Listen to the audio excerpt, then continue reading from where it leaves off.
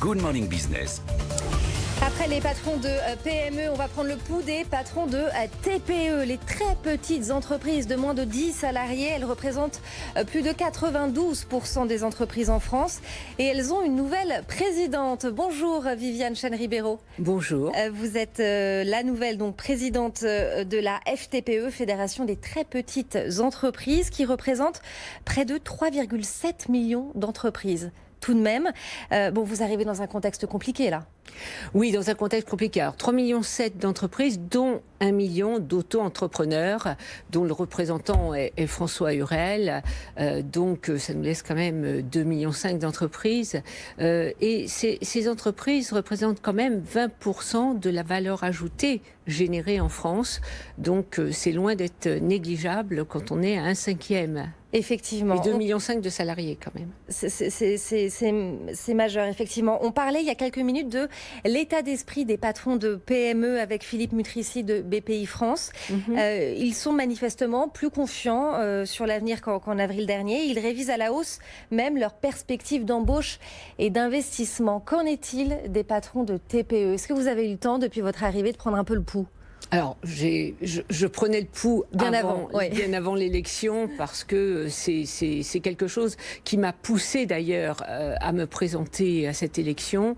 C'est de voir, je vis depuis plus d'1 an à Bordeaux et dans la région Nouvelle-Aquitaine, et donc je suis au contact de ces entrepreneurs qui se sentent un petit peu abandonnés, même si le gouvernement a fait beaucoup de choses, il faut le reconnaître. Néanmoins, c'est une particularité, c'est-à-dire que les entreprises de moins de 10 salariés ont des experts sur chaque domaine. Ils n'ont pas la capacité à avoir 2 ou 3 personnes sur la même expertise. Et donc, de ce fait, ils ont besoin de la totalité de leurs salariés.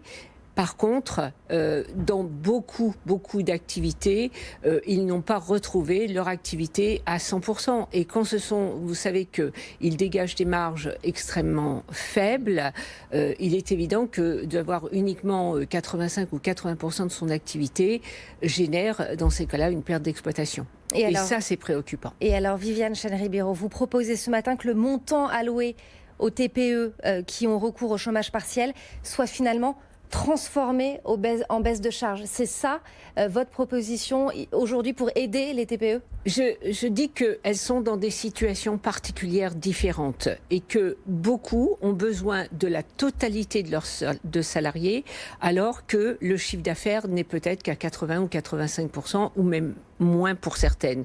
Et donc, c'est paradoxal, parce que si pour économiser sur les charges, il faut qu'elles mettent leurs salariés en chômage partiel, ça n'arrange pas du tout leur capacité à retrouver leur chiffre d'affaires d'avant crise.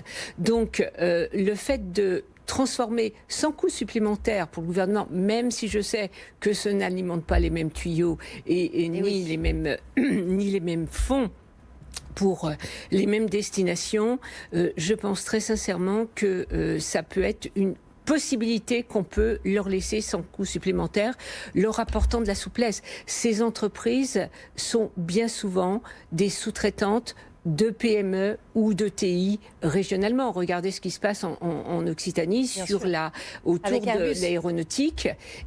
Et d'ailleurs, l'Occitanie a généré un plan un plan de relance. La région a régional, oui, absolument. Un plan régional extrêmement assez fouillé, assez inventif, puisque dans leurs 200 millions, ils consacrent une partie à former les entreprises de formation pour qu'elles transforment plus vite, pour qu'elles puissent adapter plus rapidement et transformer les compétences plus rapidement. Je trouve ça assez ingénieux. Ce qu'il faut, c'est quoi? Plus d'agilité là pour la reprise de l'activité? Il faut plus d'agilité pour les TPE? Oui, il faut plus d'agilité. Alors, il faut se féliciter que pour une fois, on ait un ministre délégué au TPE-PME. Alain Griset. Donc, Alain Griset, qui connaît bien le sujet, avec qui je suis en contact.